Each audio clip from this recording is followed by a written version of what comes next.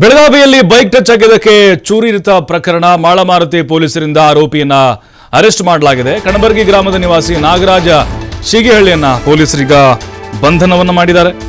ನೋಡಿ, ಒಂದು ಸಣ್ಣ ಕಾರಣ ಇದು, ಬೈಕ್ ಟಚ್ ಆಯಿತು ಅನ್ನುವಂಥ ಕಾರಣಕ್ಕೆ ಈಗ ಮಾಳಮಾರುತಿ ಪೊಲೀಸರು ಆರೋಪಿ ನಾಗರಾಜ್ ಶೀಗಿಹಳ್ಳಿಯನ್ನ ಅರೆಸ್ಟ್ ಮಾಡಿದ್ದಾರೆ. ಬೆಳಗಾವಿಯಲ್ಲಿ ನಡೆದಂತಹ ಒಂದು ಘಟನೆ ಇದು. ಆಸ್ಪತ್ರೆಯಲ್ಲಿ ವೈದ್ಯಕೀಯ ತಪಾಸಣೆ ನಡೆಸಿ ಜೈಲಿಗೆ ಅವನನ್ನು ಶಿಫ್ಟ್ ಮಾಡಿದ್ದಾರೆ. ಮಂಜುನಾಥ್ ಕೆಂಪಿಗೆ ಚಾಕುವಿನಿಂದ ಚುಚ್ಚಿ ಕೊಲೆಗೆ ಯತ್ನಿಸಿದ್ದ. ಗಂಭೀರವಾಗಿ ಗಾಯಗೊಂಡ ಯುವಕನಿಗೆ ಬಿಮ್ಸ್ ಆಸ್ಪತ್ರೆಯಲ್ಲಿ ಚಿಕಿತ್ಸೆ ಕೊಡಿಸಲಾಗ್ತಾ ಇದೆ. ಮಂಜುನಾಥ್ ಕುಟುಂಬಸ್ಥರಿಂದಲೂ ಕೂಡ ನಾಗರಾಜ್ ಮನೆ ಮೇಲೆ ಅಟ್ಯಾಕ್ ಆಗಿದೆ. 2 ಮನೆ ಕಿಟಕಿ ಗಾಜು, ಸ್ವಿಫ್ಟ್ ಕಾರಿನ ಕಾಜನ್ನು ಪುಡಿ ಮಾಡಿದ್ದಾರೆ. ನಾಗರಾಜ್ ಮನೆ ಮೇಲೆ ಕಲ್ಲು ತೂರಿದ್ದಾರೆ ಮಂಜುನಾಥ್ನ ಕುಟುಂಬಸ್ಥರು. ಬೆಳಗಾವಿ ಮಾಳಮಾರುತಿ ಠಾಣೆಯಲ್ಲಿ 2 ಪ್ರತ್ಯೇಕ ಕೇಸ್ಗಳು ದಾಖಲಾಗಿದೆ. ಮತ್ತಷ್ಟು ಮಾಹಿತಿ ಶ್ರೀಧರ್ ನೀಡ್ತಾರೆ. ಶ್ರೀಧರ್, ನೋಡ್ತಾ ಇದ್ದೀವಿ, ಕ್ಷುಲ್ಲಕ ಕಾರಣಕ್ಕೆ ಚಾಕು ಉರಿದಿದ್ದ, ಎಲ್ಲಿ ಅಡಗಿಕೊಂಡು ಕೂತಿದ್ದ ಇವನು, ಹೇಗಿತ್ತು ಕಾರ್ಯಾಚರಣೆ, ಅದರ ಜೊತೆಗೆ ಆ ಕುಟುಂಬಸ್ಥರ ಒಂದು ಆಕ್ರೋಶ ಹೇಗಿದೆ ಅಂತ ಮಂಜುನಾಥ್ ಕುಟುಂಬಸ್ಥರದ್ದು?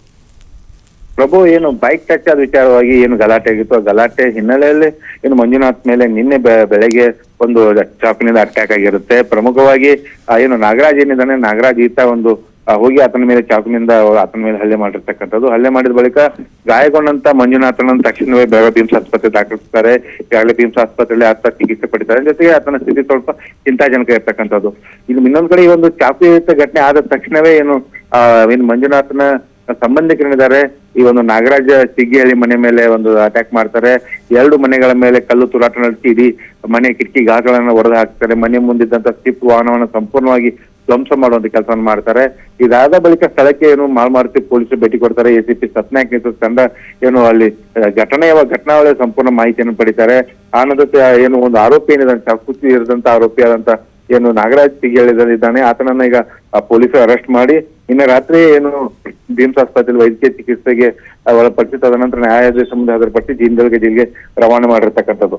ಮತ್ತೊಂದ್ ಕಡೆ ಏನು ಮಂಜುನಾಥ್ ಕುಟುಂಬಸ್ಥನ ಕಲ್ಲು ತೂರಾಟ ಮಾಡಿದಂತ ಪ್ರಕರಣ ಸಂಬಂಧಪಟ್ಟಂತೆ ಕೂಡ 2ರನ್ನ ವಶಕ್ಕೆ ಪಡೆಯಲಾಗಿದೆ ಅನ್ನೋಂಥ ಮಾಹಿತಿ ಕೂಡ ಇದೆ. ಜೊತೆಗೆ ಆಗಲೇ ಪೊಲೀಸ್ ಕೂಡ ಮುಂದಿನ ತನಿಖೆಯನ್ನು ಮುಂದುವರಿಸಿದ್ದಾರೆ.